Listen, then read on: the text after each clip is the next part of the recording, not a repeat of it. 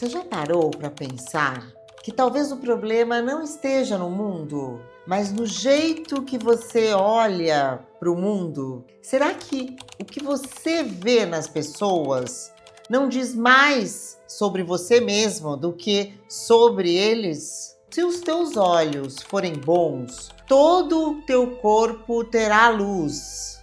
O que será que isso quer dizer de verdade? Gente, de verdade, o que isso quer dizer? Quando teus olhos forem bons, todo o teu corpo terá luz. O que quer dizer isso? Vamos pensar um pouco, refletir um pouco? Então essa frase, ela não está falando exatamente da visão física, ela está falando da consciência, a nossa consciência, o nosso íntimo. Olhos aqui é a forma como você percebe a vida. Então você sai de espectadora, do estou vendo alguma coisa, com eu estou vendo como eu me vejo. É o filtro interno com que você interpreta tudo, porque nós interpretamos o que vimos, o que vemos. Então, pessoas, conflitos, diferenças, erros. Se os seus olhos estão cheios de julgamento, medo, raiva, o mundo inteiro parece pesado. Eu enxergo sempre raiva.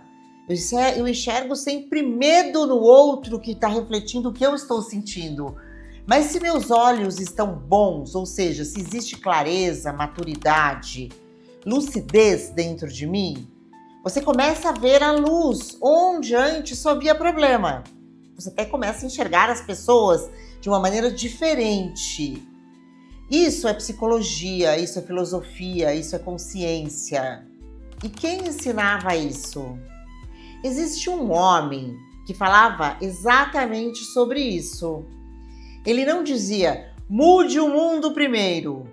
Ele dizia, olhe para dentro e mude você, que seu mundo será mudado. Seu mundo vai estar melhor. Ele fazia perguntas. Ele levava as pessoas para a própria consciência, para a reflexão. E talvez a gente tenha aprendido a enxergá-lo apenas como uma figura religiosa. Mas ele é muito mais do que isso. Ele falava como um filósofo da percepção humana. Ele falava de uma maneira muito profunda. Ele nos mostrava um caminho de bem-estar. Um caminho onde a gente pudesse ser melhor. Esse homem é Jesus. Mas aqui a gente não vai olhar para ele como instituição ou como religião. Não. Porque o próprio Jesus dizia que a conexão com o divino não dependia de lugares ou de templos. Ele falava, vem a hora e já chegou em que os verdadeiros adoradores adorarão a Deus em espírito e em verdade. Ou seja, não é o prédio, não é o ritual, é o estado interno, é a consciência. E eu também aqui não estou pregando nada contra a religião. Eu estou só tirando um pouco o véu da religião e enxergando mais para nós mesmos. Talvez o maior exemplo disso seja o Sermão da Montanha. Se a gente não quiser ler nada, só o Sermão da Montanha já é o suficiente. Ali não tem regras religiosas, ali tem orientação para viver.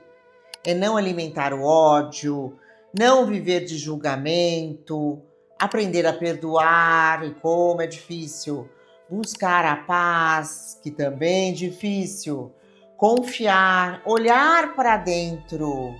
Isso é filosofia de vida prática.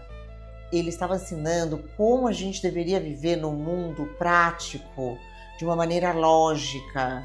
Vamos falar sobre a questão da ansiedade. No mundo nosso, real, prático, a ansiedade domina todos nós, não é verdade? Então ele diz, olhai as aves do céu, elas não vivem presas ao amanhã. Elas vivem o dia, elas simplesmente existem, elas voam. E ele pergunta, quem de vocês, por mais que se preocupe, pode acrescentar 1 hora à própria vida, 1 hora a mais? quem? A preocupação, ela não aumenta a vida, ela também não resolve a vida, ela só diminui a nossa paz. E ele conclui: basta a cada dia o seu próprio mal. Não é para carregar todos os dias de uma vez, e nem é para ser inconsequente. É viver um dia de cada vez, cuidando de si, do próximo, com responsabilidade, claro. Isso é consciência emocional.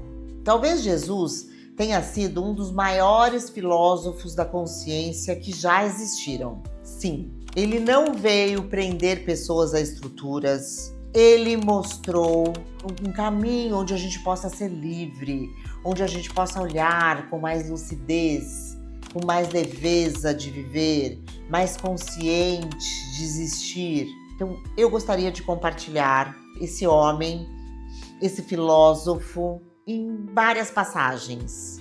E assim que a gente vai olhar para ele aqui, se isso ressoa com você, então se inscreve. Esse canal era para quem quer viver com mais consciência na vida real.